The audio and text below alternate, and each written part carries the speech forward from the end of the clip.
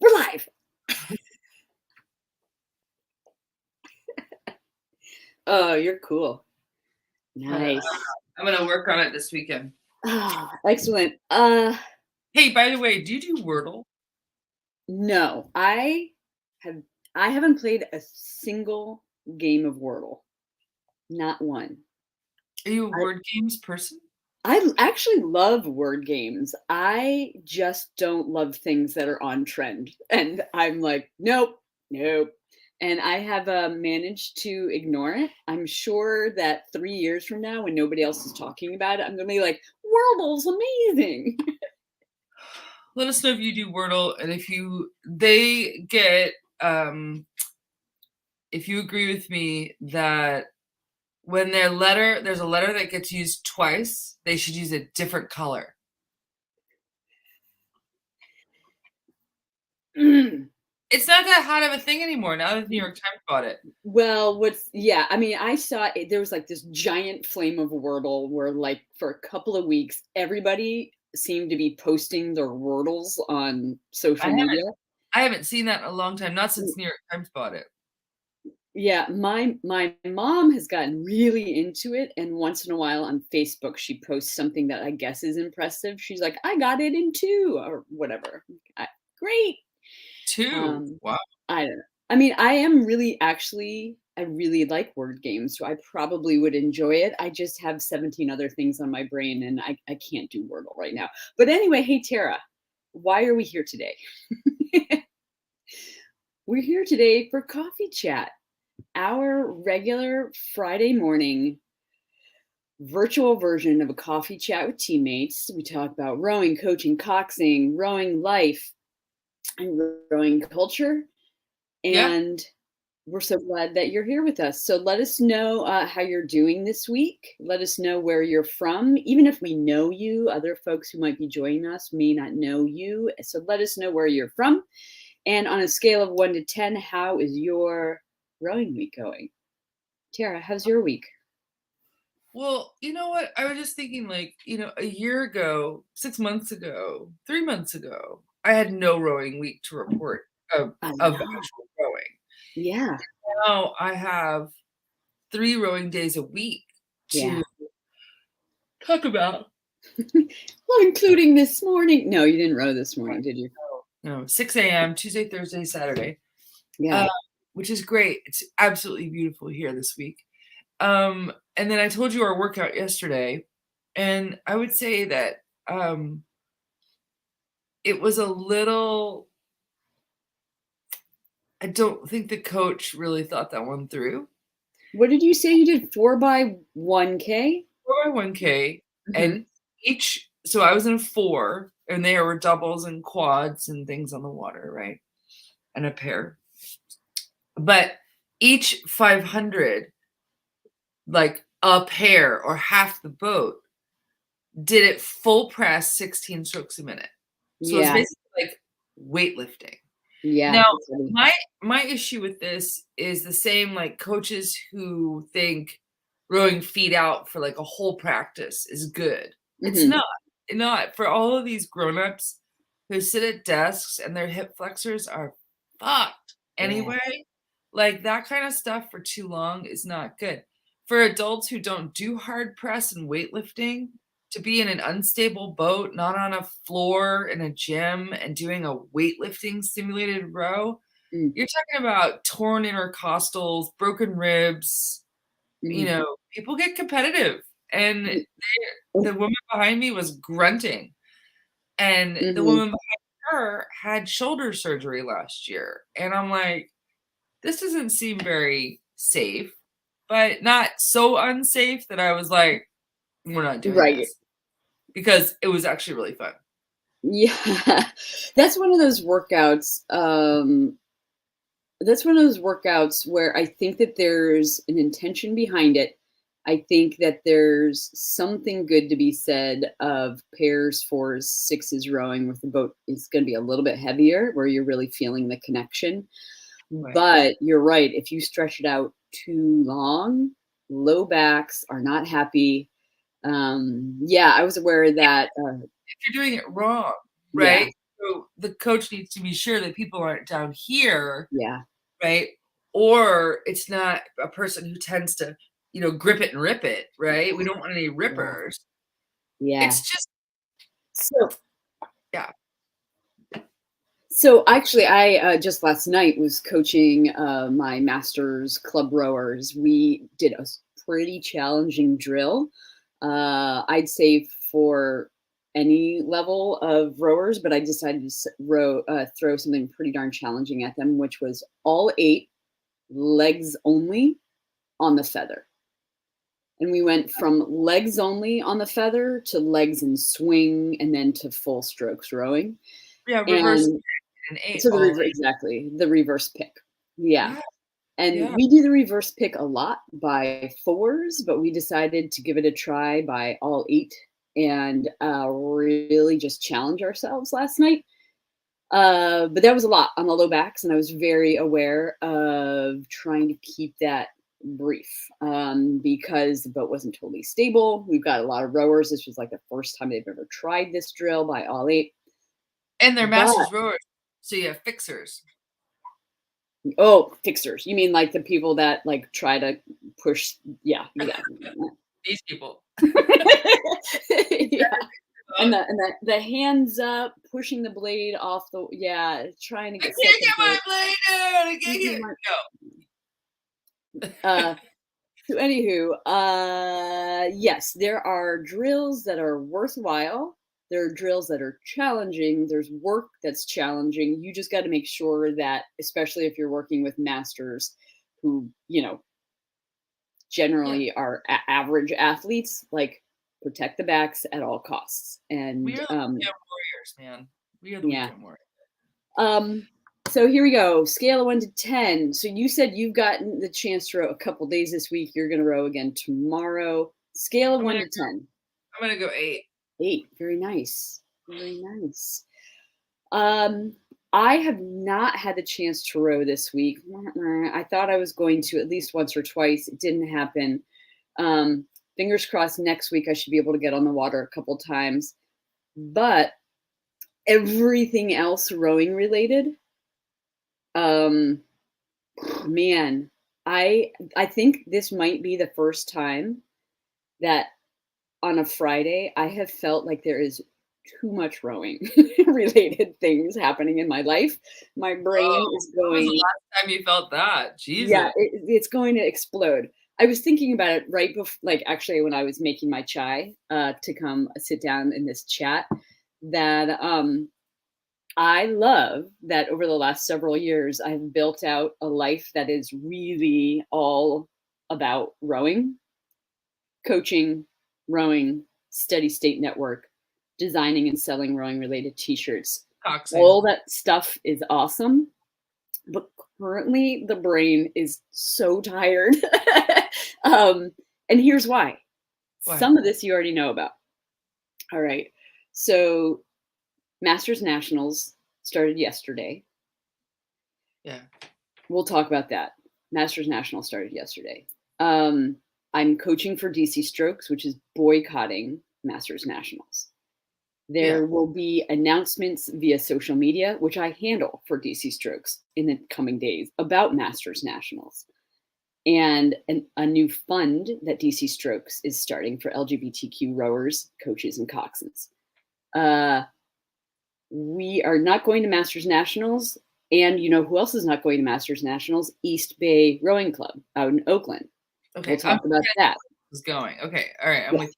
Yeah. So East Bay is hosting Boats Without Barriers, a regatta coming up next weekend, which DC Strokes is in fact going to. Okay, we'll talk about that. Exactly. I feel like we need like sound effects, like dun dun dun. Dun, dun, dun, dun, dun. So like everything is tying together right now. And which we'll also talk about more tonight, I am coaching session 1 of a Learn to Row. Oh, you know what? Yay! Okay. Let me just tell you. Okay, now if you took all of that and then add running a nonprofit around rowing, Yes. Yeah. Yeah. That's actually a pipe dream of mine. I would like to build and run a boathouse Well, someday. I said that about Seize the Ore. I was like, "We will build and run a boathouse someday," and instead we're dovetailing onto a building project that's already happening. Yeah. Speaking of, I have to call him today. So, hey, we have Lisa Wise here with us today. It has been a while that Lisa's been with us, so I'm so happy to see you, Lisa. Hi. And Denise Martini is here from East Bay. Yes. Hello, Denise. Let us know how Thank you. it's going, Denise. We ask people on a scale of 1 to 10, 1 being no, and 10 being wow. Denise, I think you guys are going to be at a 10 on August 20th Yeah. because that's the day you're hosting Host Without Barriers Regatta, the first showing of that regatta in the East Bay, which is in Oakland, if you're not hip to where East Bay Rowing Club is. And Boats Without Barriers was formed as a response to strong feelings, strong valid feelings about why US Rowing is going to Florida and doing any business in Florida. And I actually want to keep it at that level. Like, why is US Rowing doing any business in Florida? Yeah. Right? Why would an NGO that represents and claims to be inclusive and claims to want to have all these inclusive goals go to one of the least inclusive states and one of the most dangerous states for people? And I think we've talked about this before, that US Rowing comes back with like, we're partnering with Trevor Project and we're doing these things. We're making sure that it's an inclusive space. And it's like, well, that's a bubble. You're creating a bubble. And then outside that bubble, at the gas station and the grocery store and the place that the gays have to go, that's where Florida is. That's where the gun-toting, anti-gay Florida people are. So Yeah, it's been a very interesting conversation in the last couple of months. I'm looking at it from kind of all sides and can understand a couple of different perspectives here. I think that I'm really impressed by East Bay Rowing Club and DC Strokes and the outreach that they've done with US Rowing around this issue. And I actually just learned through our conversation with East Bay earlier this week that they reached out to US Rowing before DC Strokes did, which was awesome to hear that that it wasn't just DC Strokes calling out US Rowing on choosing to host nationals in Sarasota. And US Rowing has responded a lot. They've come back with all sorts of plans and initiatives. Whether or not that's enough for folks, we'll see. I think a lot of people seem to be happy with their response and their plans over the next year or so. And it's interesting also that a lot of rowers have chosen to go to nationals specifically to kind of buck this notion that LGBTQ people are not welcome there. They're saying, let me just get there and fly the flag. And instead of being scared away, I'm going to make a big to do about it. Speaking of, you guys should all check out Capital Rowing Club's probably Instagram feed or Facebook or something, because a women's four from Capital rowed yesterday in JL's Pride unis. And they've got like the rainbow socks. I mean, they were really making a statement down there. So thank you to Capital for doing that while you're there. I just wanted to put a little bit of a counterweight because, yeah, it sucks that US Rowing made the decision to be in Florida. They know it. And I think that they're trying to, I don't want to say right their wrongs, but they're trying. well, we noticed that one of the tactics that US Rowing does when things are kind of like this, or they're really trying, is they throw money at staffing, right? And so once again, you could track all the way back to Richard Butler being hired as a diversity and inclusion manager 10 years ago. They've once again hired people, but interestingly, they've hired people in the communications department. They hired, she was just on a call with me, Jenny Treyes. Okay. And one other gal who were on that Title IX roundtable. Which, by the way, they're doing another Title IX roundtable. I just got an email about it. I'll forward it to you so you can post it. But they're trying, but smartly, they're partnering with really cool organizations that are already doing the work, which is the Pocock Foundation, right? Yeah. Who are So I think that's their MO also is we realize there's a hole in our services or what we're offering or our ability to handle XYZ. And they are finding folks who are already doing it and trying to create those partnerships. We have also talked about the fact that sometimes they don't do that, and that can be frustrating as well. Mm-hmm. Yeah, for sure. So the one thing I can say, obviously, I'm not at Masters Nationals as part of DC Strokes. I have been supporting that boycott and chose not to go this year. And I'm starting to see some photos coming through on social media. So people seem to be having a good time. People are winning medals. I wanted to say congratulations to some of our local folks from Capital Rowing Club and Alexandria Community Rowing who've already won some medals, which is fantastic for them. One thing I thought was interesting in the whole lead up to nationals was I was very curious to see how many people actually attended this year. I think because of the boycott, but also just because of the heat. Everybody's talking about that. And last week, I had the chance to talk to Tom Rooks, who's basically the head of safety for USRowing. And I think I can say this, that he knew, and he knew that numbers were going to be really low, real low this year. So I want to check in with folks who are there and get a sense for what's happening, as they say, on the ground, because I think often like a good nationals would be about 2,000 competitors, and I think it's more like 1,200 this year, so it's not nearly as big. Yeah, I'm looking at the heat sheets right now. I wanted to get a sense of the big boats because Yeah. I think single scullers and doubles and those guys can for sure make their way down there. So it looks like the eights are like here's the club C8, which is arguably the most competitive category in women's eights is the Yeah. C, right? Would you agree with that? Probably C, yeah. Yeah, so the C8 is Texas, Riverfront Recapture, Atlanta, Jacksonville, Sarasota County, and Capital.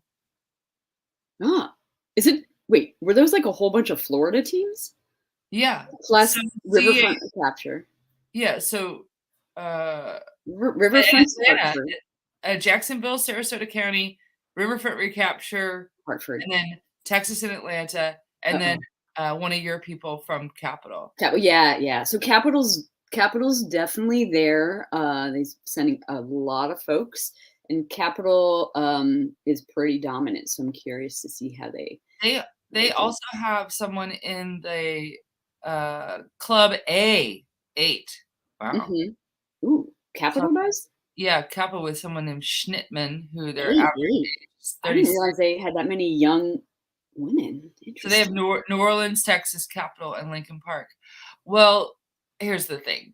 I mean,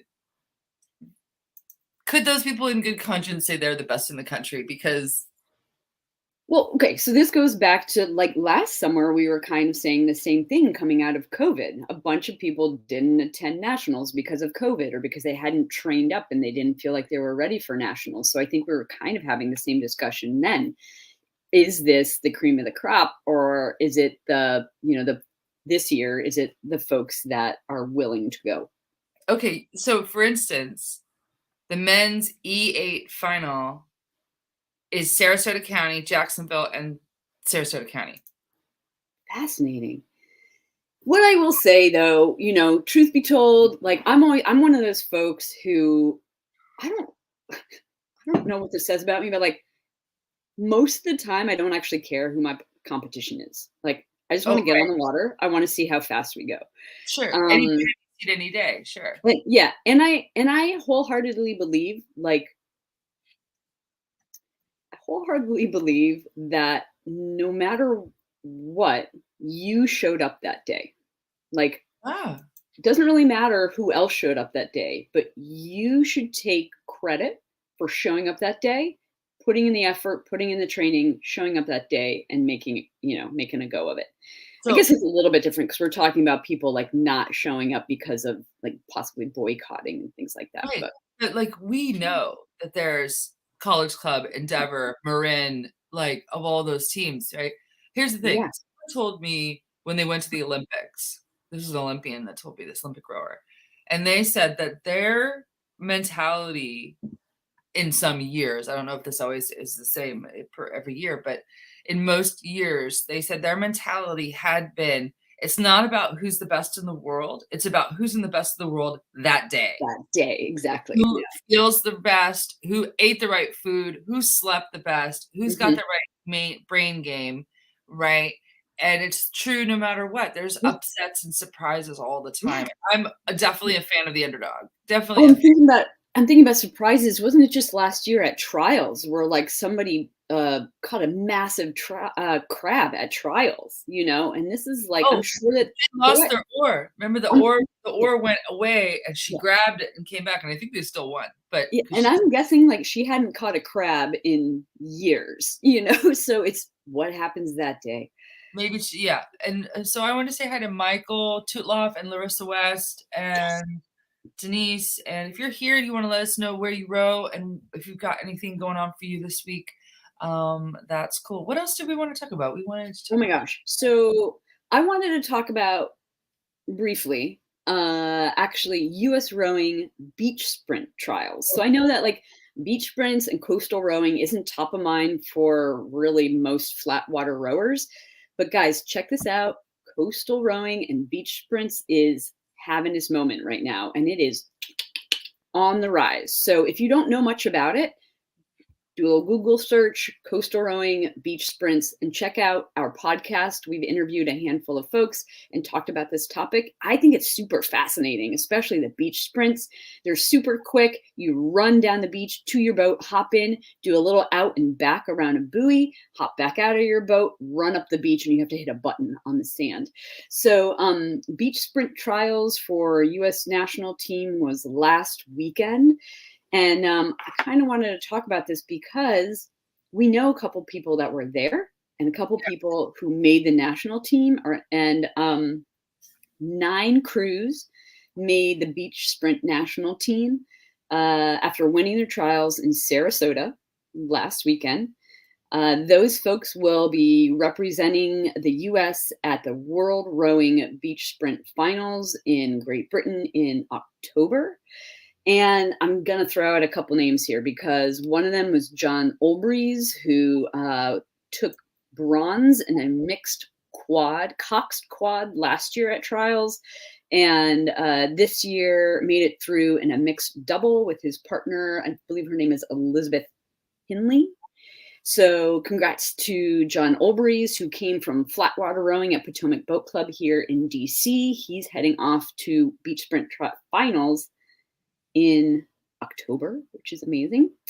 There were also some other women's single, men's single heading off to world beach sprints.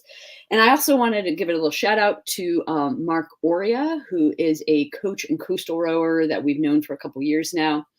And his rowers from Miami in Ohio, they've been racing, training, and they are sending a couple of rowers also to Worlds. They won their events this past weekend. Oh, and one more person, Tara. Mhm. One more person. So Mark Oria, who's in Ohio, has partnered with Ben Booth, who's in Massachusetts, of Yeah. They Rebel were on Rowing. they were on Yep. our coastal episode, yeah. Yep. Yeah. And they started a coastal rowing training called Next Level Rowing. And a bunch of their rowers raced, and are moving on to world finals in October. So congratulations to all of them. I can't wait to see them. And someday I hope to actually see them live and get in a coastal boat. I think it looks like a ton of fun. Yeah, it looks totally different. Yeah, it looks fun. And Maurice Scott, of course, was there. Oh, And if you know Maurice Scott, he's a lightweight rower from Philadelphia area, right? no, Yeah. he's from DC. He's from DC. excuse me, DC.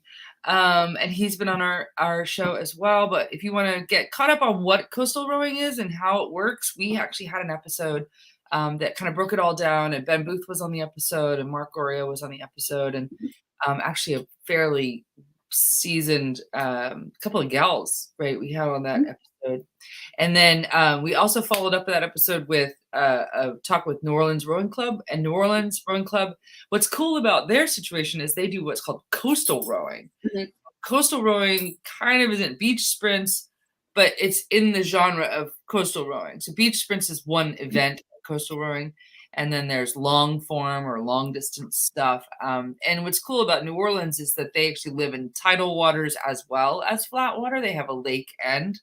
They have both situations. So when one's weather system isn't great, they just go to the other, which is kind of a nice option, which makes me think like I'm here on the Pacific Ocean, essentially, and the straits that come in from the Pacific Ocean.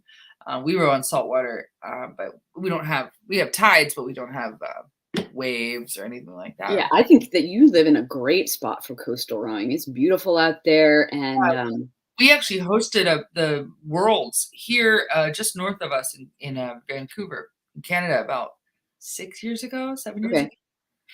Yeah. I'm glad that you mentioned New Orleans, actually, because I forgot, slipped my mind, that they also sent rowers to beach sprint trials last weekend. John and Hannah Huppy, and probably a couple of other folks, but I know John and Hannah through conversations you and I have had with them. And man, they were disappointed, unfortunately, this year. They trained all this past year specifically for trials, and unfortunately Hannah, I guess, had a knee injury, and so she rowed, but they couldn't pull it off this year. And she rowed a couple of times, I think in a women's single and the mixed quad, and they just couldn't advance this year. So unfortunately for them, but I'm sure, knowing them, I'm guessing that they're going to train again for the next trials. For sure. They're big advocates for coastal and for beach sprints. The thing about that whole it's like the Jamaican bobsledders, right? Like you need to be in a place that has beach and has water and has, that kind of thing. A lake in Minnesota is not going to be someplace that people are going to be doing that. So I'm hoping that I know that there's interest in doing more like camps and clinics and stuff, and just like come and try it. I mean, it's a schlep for sure, but I know that now that things are opening up quite a bit more, I guess that's more of a possibility. Excuse me. It's hard getting up at 5 o'clock in the morning every day. Yeah. That reminded me, because I was super surprised. I think it was last year, Mark Oria with his crew in Ohio, of all places, he brought like some of his juniors, coastal rowers, to like a water park that had a wave pool. Oh, wow. And they brought their coastal singles, into this wave pool, and were like practicing getting in and out of waves, which I think is a brilliant, smart, amazing idea. So smart. So good.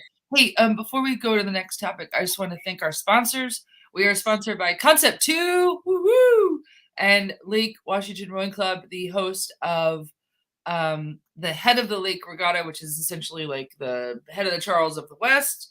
It's a Super Bowl up here in the Northwest. So if you're not going to the Charles, come to Head of the Lake, and Lake Washington Rowing Club has a website, hotl.org. And of course, we all know about concept2.com. But we're really happy to have a couple sponsors. So thank you to our sponsors. We are. Thank you so much to them. And hey, I wanted to say hi to Katie Brennan, who's with us, as well as Stephanie. From Philly, and Stephanie McFadden's calling in. She's joined us from Oakland. I've been in touch with Stephanie the last couple of weeks. She's been amazing, helping me work out some logistics to get DC Strokes to Oakland for Boats Without Barriers. It has been a roller coaster ride the last 2 weeks. Crazy. Yes. I think we wanted to mention this project. Yes. So yes. We actually have the first preview copy of the book in digital form, but I wanted to show everyone, you've probably seen this. So this is the Women's Voices in Rowing book, which if you haven't checked this out, it's stunning. It's photography, it's story, it's all these great things. Judy Gear, there's our girl, Judy Gear, from Concept 2. But Daniela Nefesilova, remember how hard it was to say her name the first time? Daniela Nefesilova from Czechoslovakia. Czechoslovakia. She did this book, which is Women's Voices in Rowing, and she's just putting out a new book called Hidden Voices in Rowing, which we just got an advanced digital copy of. I'm pretty excited about it. Yes. So we first talked to Daniela during season 1 of the podcast, and she had just published this book, Women's Voices in Rowing. It tells the story of 14 women with unique and empowering stories. It's still available online if you want to check it out. And we recently found out that she's going to be publishing this new book, and it is launching on September 17th at the World Championships. And we're excited to announce that we are going to be a media partner for Daniela and this book. So stay tuned. You're going to be hearing more about her and the book in the coming month, really, until the lead up of the launch. And Daniela, besides writing this book, really is doing a lot to get rowing into communities where she is, and that's really exciting to see too. I think she's actually partnered with Concept 2, and like they have a new headquarters there that I think she's running. She is the Concept 2 head rep in Czechoslovakia, and I think has a couple of other countries. I just wanted to tell everyone that episode is available on our archives, and you can listen to. And maybe we'll post a link to it today. But we also interviewed Daniela and Judy Gear from Concept 2, which was a real honor. She is the matriarch and the founding mother of Concept 2 with her husband and his brother. And then we also had Michelle Carpenter, who is the CEO of Rowing Ireland on that show. And she was a joy as well. So if you want to listen back to that episode, look in our archives and just search for, there it is. It's in the chat. Just dropped it in. Yeah, check it out. So it's so nice to see her having a whole new project, you know. I think she was probably really inspired by the success of that book. And we're going to be doing a book giveaway when the books are published, I think. And just as a media partner, we'll be plugging it, and she will be joining us on Coffee Chat, hopefully. Yes, which should be interesting timing because she's like 12 hours ahead of us or something, 10 hours ahead of us, but we'll get it figured out. And by the way, if you're watching, and I know you are, I can see you. If you ever have an idea for a podcast or an idea for a guest, we have a running list that we've kept since the day that Rachel and I met of people we wanted to talk to. But if you have someone who's doing something really cool right now, right then, that's awesome. I also wanted to mention the Charles, that we want to see you at the Charles if you'll be there. We're hoping to gather podcast listeners and podcast fans at the head of the Charles this year. So we are, because we're going to be rowing in a mixed 8 Directors Challenge event, and so much is going on behind the scenes with that as well. But we have partnered up with some folks from GCRA, mostly Greater Columbus Rowing Association, and a couple of other folks. And this is going to be a really awesome 8. And we are also going to be promoting Strokes in Transition and Allies with Oars, a couple of brand new startups that are working to help LGBTQ and transitioning rowers basically get a foothold into this rowing community, and all sorts of stuff. So stay tuned for more information about that. But yes, we hope to see you in Boston. Definitely let us know if you're going to be there. Tara and I are both going to be in Boston Thursday through Sunday. Yeah. Oh yeah. And we're going to be hanging out at the Concept 2 tent, the WinTech tent. And we are starting to talk about doing a walking tour of the entire course, which will be streaming live. So we're really excited to do that as well. We need to get our selfie sticks. Yeah. Right? Yeah. So Tara, our half hour is up, but can I just talk about one thing? Like, I want to solidify. Sure. So I know I already mentioned this once, or maybe even twice, but the last probably 3 weeks, I have been working to get folks from DC Strokes together to head out to Oakland for Boats Without Barriers Regatta. Mhm. And it has been a roller coaster ride. It has been herding cats. We had people commit. We had people back out. We had people recommit. We had more people back out. We pulled all the strings and figured out how we could make it all work. And long story short, we have a little group of 4 of us who are committed, and we're going to go out to Oakland next week. And what's amazing to me is that East Bay Rowing Club, the host, has been so wonderful. First, they added some events that were not originally on their schedule to help us out. Then they offered to help us rent boats. Then when we only had a few people going out there, I said, is there any chance you guys want to row maybe some composite boats so that we can row at least twice instead of maybe just once?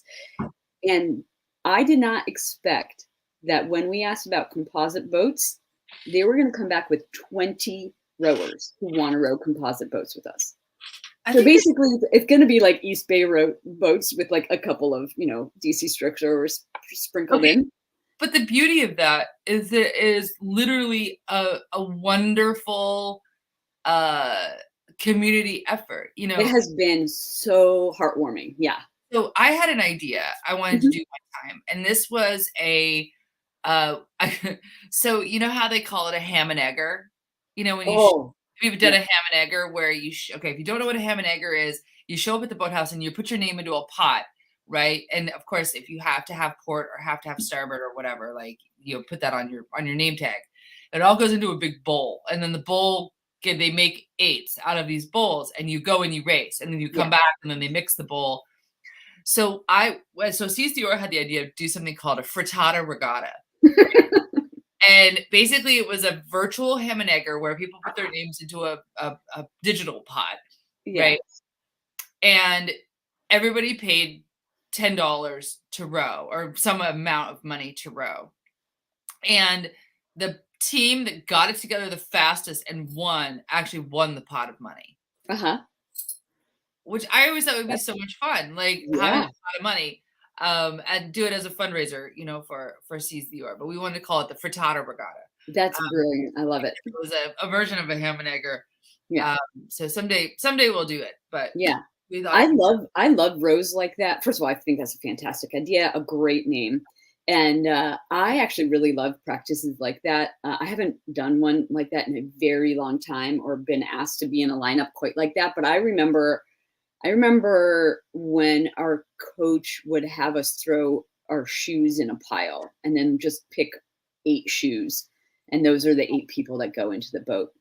And we did a regatta one year called because we have this big bougie event called the Windermere Cup. It's like super bougie. It's just super the yacht club sponsors it, and it's the national team from Argentina comes and rows against the University of Washington. And over the years, they've slowly made it clear that they don't really want old wrinkly masters to row because it looks like such a shit show down the course. They want it to be real pretty, right? Yeah. So they started to decrease. Okay, now there's no sculling for masters. Okay, now they're doing this, and so on Friday night of the event, we held something called the Waitlist Invitational, and we invited everyone who got waitlisted for the Windermere Cup to come, and we all raced 1,000 meters in this canal in Seattle by the Lake Washington Rowing Club.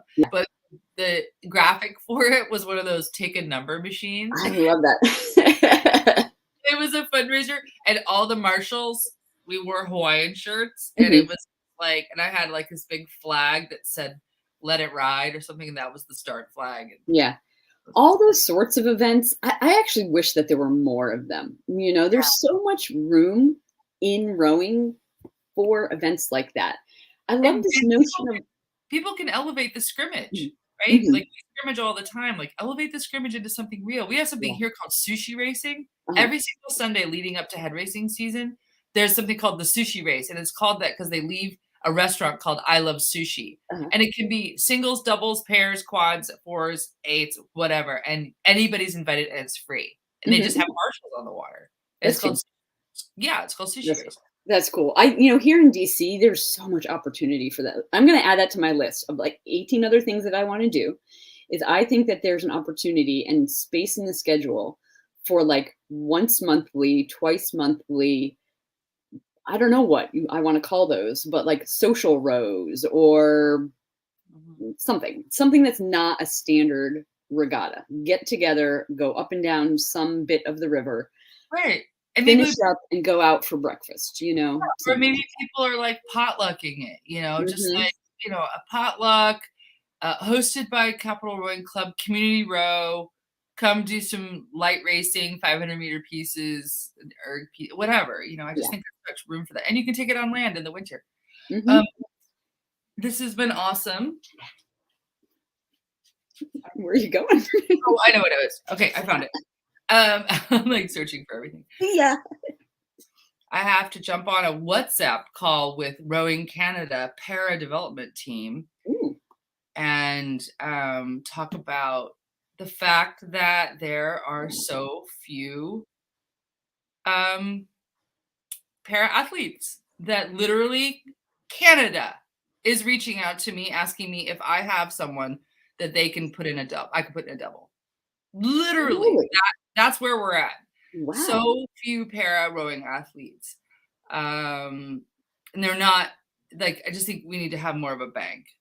Oh, absolutely. Yeah. Do you see any growth happening? I haven't really, I've only been keyed into para rowing for a handful of years, and I see it growing a tiny bit, but there certainly aren't a lot of athletes involved right now. Well, I think part of it is the inclusion culture at boathouses. There's still this fear of the wheelchair. People are afraid of mobility issues and rowing, and putting mobility issues with rowing. And also just a lack of confidence in coaches. And so if you're interested in para and just interested in inclusive rowing, USRowing has an adaptive rowing coaching cert now. I at CCOR have one that's really inclusion focused. Let's do it. I'm actually going to be presenting it in Atlanta in October after the Charles. Thanks to our Patreons, we have a good dozen or so. We just picked up one more yesterday. I'm so excited. Yeah. So you guys, Rachel and I do this for free, and we love it so much. Obviously, we've been talking nonstop about rowing since April of 2020. So support us. Help us make it better. Yeah. So you guys all know lots of stuff happens from one Friday to the next. We hope you'll stay tuned. Watch our socials. If you don't already get our newsletter, go onto our website and subscribe. We send it once a week. No spam, I promise. But I really do hope this week, especially, you'll stay tuned, because I got a couple things that I'm going to announce, and we're going to announce, and we want to get some information out. Tara, I do have one thing that's a surprise, but I know we're out of time. So just watch socials. Yeah. And by the way, if Patreon isn't sexy to you, you can buy some cool swag. So Rachel makes awesome t-shirts and such. So we have some cool swag. So that's our pitch. Thanks, guys. Thanks. Yeah. It's let it run. Yeah. All right, everybody. Have a wonderful weekend, and let us know how your weekend goes. Tell us on Monday if you won any medals. All right. Have a good one. See you, Tara. High five.